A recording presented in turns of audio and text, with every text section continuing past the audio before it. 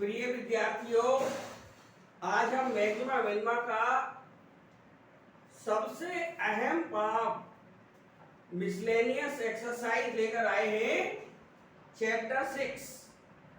और इसमें हमने वो क्वेश्चंस चुने हैं, वो क्वेश्चन सेलेक्ट किए हैं जो एग्जाम के पॉइंट ऑफ व्यू से बहुत ही ज्यादा इंपॉर्टेंट है। उनमें से मिसलेनियस एक्सरसाइज का एक क्वेश्चन नंबर 3 है, जो कि क्या कहता है, the two equal sides of an isosceles triangle with fixed base b are decreasing at the rate of 3 centimetre per second. How fast is the area decreasing when the two equal sides are equal to the base. कहने का मतलब ये है, यदि हम इसका solution side लेकर चलते हैं तो पहले एक आइसोसेलेस ट्रायंगल बनाना पड़ेगा। ये हमारा मान लीजिए आइसोसेलेस ट्रायंगल है।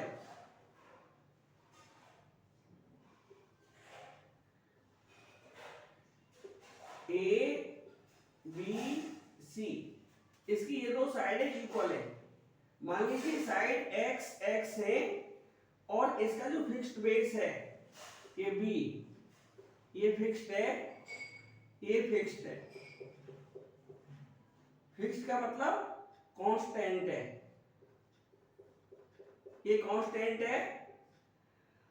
अब यदि हम यहां से इसके एरिया की चर्चा करेंगे तो एरिया में बेस और हाइट दोनों इन्वॉल्व होते हैं। तो हमको बेस तो दिया हुआ है बी, जो कि फिक्स्ड है, कांस्टेंट है। यहां पर हाइट नहीं दी है तो हम कंस्ट्रक्शन से इसमें हाइट ड्रॉ करेंगे। ये मान लीजिए इसकी हाइट है, ये डी पॉइंट मान लीजिए। अब दो ट्रायंगल हमारे पास है, ये परपेंडिकुलर डाला हुआ है और ये हमारी कॉमन साइड है, ये इसके इक्वल है, ये इक्वल है। तो हम दो राइट ट्रायंगल लेंगे। तो पहले तो क्या करेंगे, ड्रॉ एडी परपेंडिकुलर बीसी। तो देयरफॉर एक नंबर का एंगल दो नंबर के एंगल इक्वल हो गए। Therefore angle 1 is equal to angle 2 is equal to 90 degree in right triangle ABD and triangle ACD। इन दो ट्रायंगल्स की चर्चा पहले करनी पड़ेगी। तो क्या कह रहा है, angle 1 is equal to angle 2 is equal to 90 degree. ये आर आ गई right angle. AB is equal to AC is equal to X से, ये हमारी साइड आ गई जो कि 90 के अपोजिट है। तो हम इसको हाइपोटेनियस एच बोलेंगे। And AD is equal to AD, ये हमारी कॉमन है, ये हमारी साइड कहलाई जा सकती है। तो therefore triangle ABD congruent triangle ACD, RHS rule इसमें लग गया है, RHS रूल। तो therefore BD is equal to CD, CP CT से।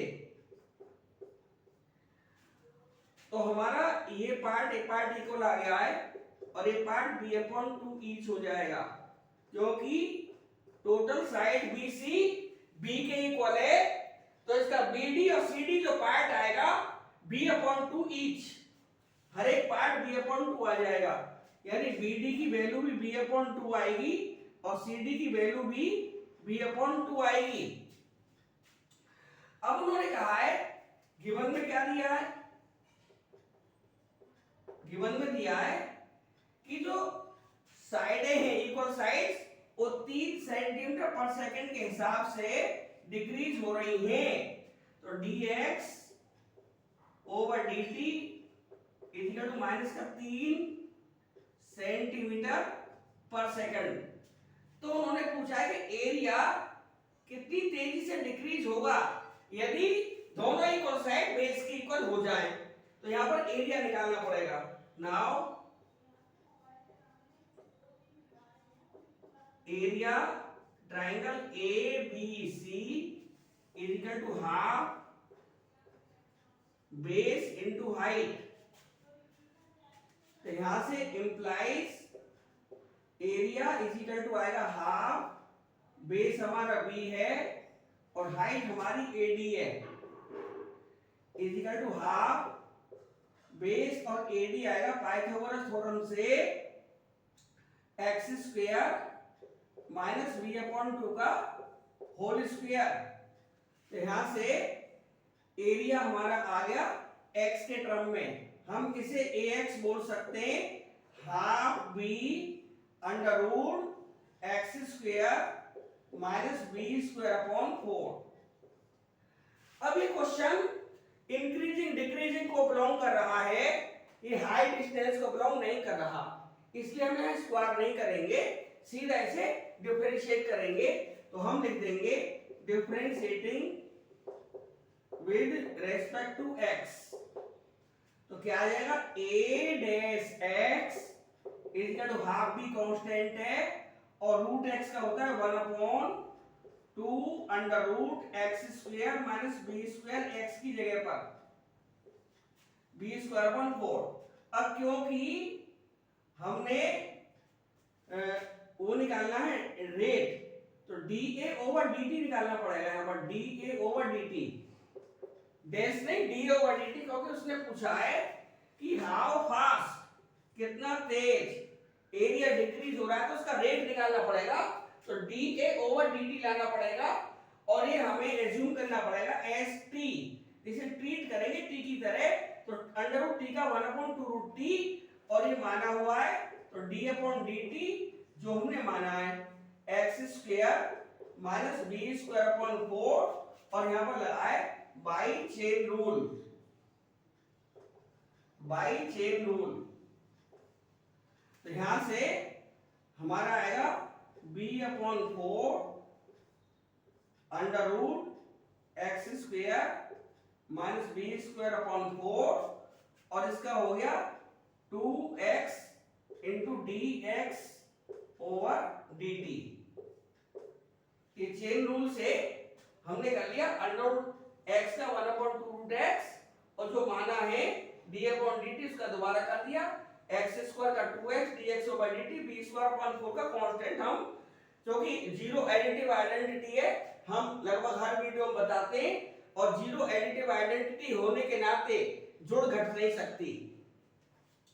अब यहां पर देखें 2 से 2 टाइम्स कट जाएगा और यहां पर ये dA ओवर dt की जो वैल्यू आएगी वो आएगी b अपॉन 2 और ये 4 एलसीएम ले लेंगे, ये ऊपर 2 आ जाएगा और अंडर में बचेगा 4x square minus B square और हमारा बचेगा ऊपर x और dx ओवर dt की वैल्यू -3 दी हुई है, since x is equal to ये dx over dt dx over dt is equal to -3 centimetre per second ये दिया हुआ है। तो हमने इसको 2 से 2 कैंसिल आउट कर दिया, हमारा आएगा माइनस का 3bx under root 4x square minus का b स्क्वायर। अब उन्होंने कंडीशन लगा दी यहां पर और कंडीशन ये लगाई है कि दोनों equal sides equal to base, base के इक्वल हो, बेस हमारा b है तो हम क्या लिखेंगे therefore dA over dt at x is equal to b। यहां पर x के b भर देंगे -3b into b under root 4b square minus b square, ये हो जाएगा -3b square upon under root 3b। तो ये b से b कट जाएगा और ये आएगा माइनस का अंडर रूट 3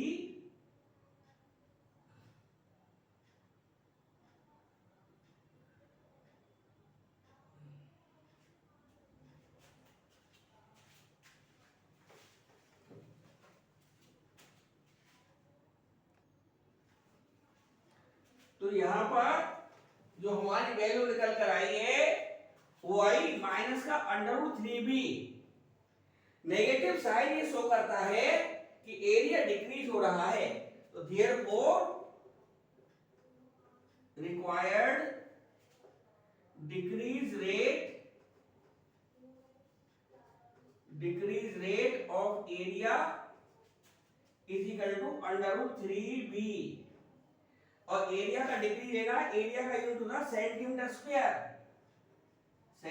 स्क्वायर पर सेकंड। ये हमारा फाइनल आंसर आ चुका है। तो ये सवाल बोर्ड में आ चुका है और काफी इंपॉर्टेंट है, एनसीईआरटी मिसलेनियस एक्सरसाइज का question number 3।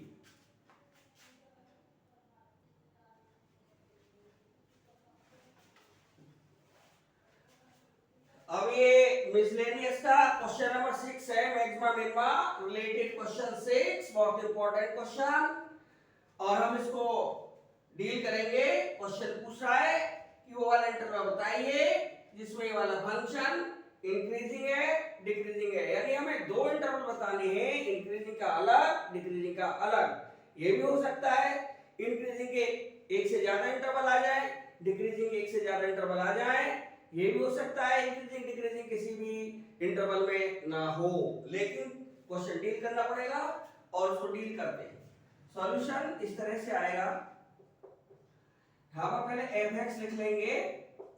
f(x) equal to 4 sin x minus x common ले लेंगे 2 plus cos x upon 2 plus cos x। मैंने यहाँ पर x इसलिए कॉमन लिया जिसे 2 प्लस cos x न्यूमरेटर में आ जाएगा, नीचे डिनोमिनेटर में भी 2 प्लस cos x लिखा हुआ है, डिवाइड करेंगे तो आसान पड़ेगा। यहां से f(x) is equal to 4 sin x minus ये अपॉन में कर लेंगे अलग अलग इसको, अपॉन में 2 plus cos x minus x into 2 plus cos x upon में 2 प्लस cos x। इसका डिवाइड अलग अलग लगा दिया तो ये आएगा 4 sin x upon 2 plus cos x minus का x, ये दोनों कैंसिल आउट हो जाएंगे। Therefore f dash x is equal to, इसका अलग निकालेंगे पहले वाले का, एक क्वेश्चन 2 लगेगा 2 प्लस cos x का whole square 2 plus cos x और ऊपर इसका 4 sin x का 4 cos x हो जाएगा माइनस 4 sin x और नीचे वाले का 2 प्लस cos x का माइनस sin x आएगा और x का -1 रह जाएगा। ये अलग कर दिया, x का -1 इज इक्वल टू, यहां से देखें तो 4 कॉमन आ रहा है, 4 कॉमन ले लिया और ये आया हमारा cos x के अंदर मल्टीप्लाई करेंगे ब्रैकेट में 2 cos x plus cos square x, 4 common ले लिया ना तो cos x के मल्टीप्लाई 2 में कर दी 2 cos x आया और cos x की cos x में कर दी तो cos स्क्वायर x आया माइनस माइनस प्लस, ये हमारा sin स्क्वायर x हो गया, 4 कॉमन आ चुका है और इसके whole upon 2 plus cos x का होल स्क्वायर और माइनस का 1 इक्वल टू 4, ये 2 प्लस ये 2 cos x आएगा और cos square sin square plus का 1 होता है अपॉन में 2 प्लस cos x आएगा होल स्क्वायर में और माइनस का 1। अब ये एलसीएम लिया जाएगा जो कि अभी सिंपलीफाई हो सकता है, तो अब इसको लिखेंगे implies f dash x is equal to 4 into 2 cos x plus का 1, एलसीएम ले लिया 2 प्लस cos x का होल स्क्वायर तो ये न्यूमरेटर तो ऐसे ही रहा, 4 into 2 cos x plus 1 minus 1 की मल्टीप्लाई कर देंगे तो माइनस ये 2 प्लस कॉस एक्स का होल स्क्वायर आया, तो ये आया 4 की बड़ी अंदर मल्टीप्लाई 8 कॉस एक्स प्लस का 4 माइनस ए प्लस बी का होल स्क्वायर यानी a square plus b square plus का 2a 4 cos x हो जाएगा। a की जगह 2 है और b की जगह cos x है, a की जगह 2 है b की जगह cos x है और 2 प्लस cos x का होल स्क्वायर नीचे ऐसे ही रहेगा is equal to 8 cos x plus का 4 minus 4 minus cos square x minus का 4 cos x whole upon 2 plus cos x का होल स्क्वायर। ध्यान से देखें तो हम 4 से 4 कैंसिल आउट हो गया, 8 cos x में से 4 cos x माइनस कर दिए तो ये 4 cos x आया माइनस का cos square x over 2 plus cos x का होल स्क्वायर। इसमें ऊपर cos x कॉमन आया तो 4 माइनस cos x बचेगा और नीचे 2 प्लस cos x का होल स्क्वायर बचेगा।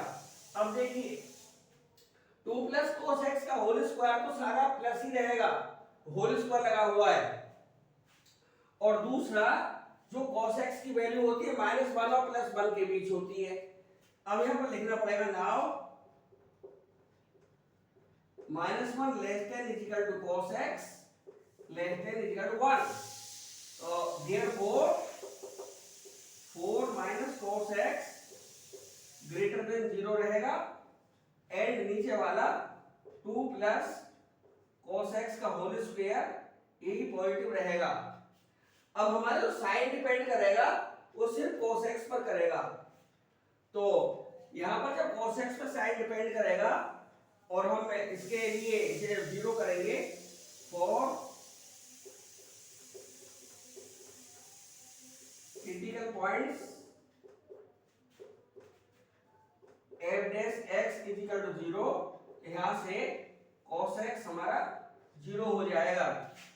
अब ये जो cos x 0 आएगा ये cos x ये cos पाई बाय 2 भी हो सकता है, cos 3 पाई बाय 2 हो सकता है, cos 5 पाई बाय 2 हो सकता है, लेकिन ये 2 पाई से ज्यादा वैल्यू जा नहीं सकती, इसलिए इस वैल्यू को हम नहीं लिखेंगे क्योंकि हमारा जो एक राउंड लग जाएगा इस तरह से यहां से लेके यहां तक वो 2 पाई तक रहेगा। 2 पाई का एक राउंड होता है और जब cos 5 पाई बाय 2 ले लेते तो 2 पाई से ज्यादा हो जाता, एक राउंड से ज्यादा हो जाता, लौट के हम फर्स्ट क्वाड्रेंट में ही आ जाते, इसलिए हम इसको डिलीट कर देंगे तो value cos pi by 2 cos 3 pi by 2 तक रहेगी। तो यहां से हमारी x की वैल्यू जो आई है वो पाई बाय 2 आई है या फिर 3 पाई बाय 2 आई है। अब हम चेक करना चाहते हैं कि जो हमारा f x है इंक्रीजिंग कहां आएगा और डिक्रीजिंग कहां आएगा। यदि हम इसे इक्वेशन 1 डाल देते हैं तो बड़े काम की इक्वेशन है ये, इससे ही हमारा सारा रिजल्ट निकलेगा। अब देखिए हम यदि देखें तो cos हमारा ये cos जो फंक्शन है cos ये फर्स्ट क्वाड्रेंट में और फोर्थ क्वाड्रेंट में प्लस होता है, और फर्स्ट क्वाड्रेंट में क्या देखिए ये तो ऑलरेडी पॉजिटिव है, ये तो पॉजिटिव है, तो सारा साइन cos x पर डिपेंड करता है। Now sign of f dash directly proportional to cos x रह जाएगा। ये cos x का ही साइन देखना पड़ेगा क्योंकि ये पॉजिटिव है, यही पॉजिटिव है, 4 माइनस cos x पॉजिटिव है और डिनोमिनेटर में 2 प्लस cos x का होल स्क्वायर भी पॉजिटिव है, तो सारा साइन cos x पर डिपेंड करेगा हमारा f डैश x का। अब देखते हैं तो फोर्थ में फर्स्ट में प्लस आया, now cos x greater greater than 0 in first and fourth quadrants, that is क्या लेना पड़ेगा, जो x की वैल्यू है ये फर्स्ट क्वाड्रेंट में 0 less than x less than pi by 2, ये फॉर फर्स्ट क्वाड्रेंट हो गया, फर्स्ट क्वाड्रेंट हो गया। और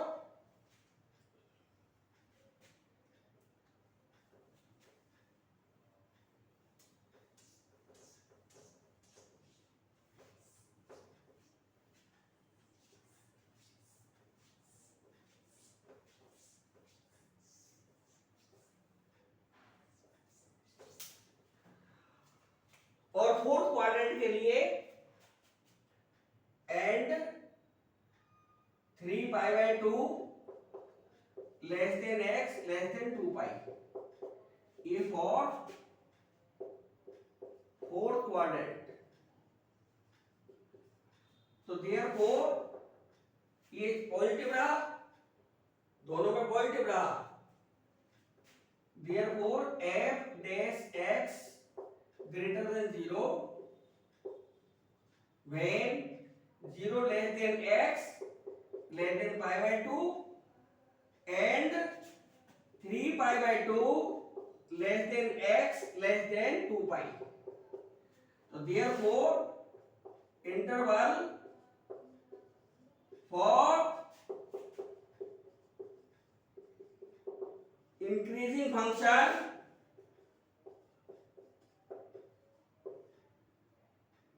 यहां इंटरवल्स आएंगे दो हैं, आर एक तो आए हमारे 0 से पाई बाई 2 और एक आया 3 पाई बाई 2 से 2 पाई। ये हमारा इंक्रीजिंग के लिए दो इंटरवल प्राप्त हुए हैं। अब हम डिक्रीजिंग फंक्शन को चेक करेंगे। ये हमारा फर्स्ट पार्ट था ये इंक्रीजिंग के लिए, for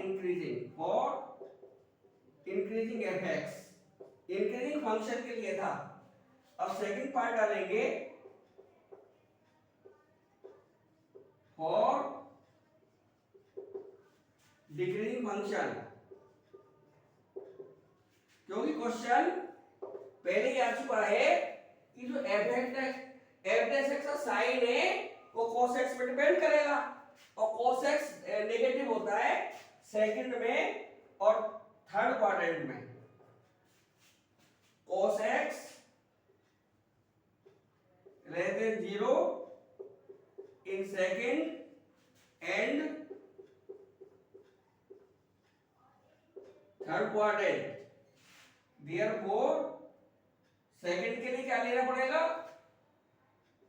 pi by 2 less than x less than pi, and third के लिए लेना पड़ेगा पाई less than x less then 3 pi by 2। और यदि हम इसको मिला दें तो pi by 2 less than x less then 3 pi by 2। तो therefore interval for decreasing F-x के लिए हमारा इंटरवल आएगा पाई बाय 2 से 3 पाई बाय 2। 3 पाई बाय 2 ये हमारा आंसर आ गया है। डिक्रीजिंग के लिए पाई बाय 2 से 3 पाई बाय 2 आएगा, और इंक्रीजिंग के लिए दो इंटरवल निकले हैं, 0 से पाई बाय 2 और 3 पाई बाय 2 से 2 पाई।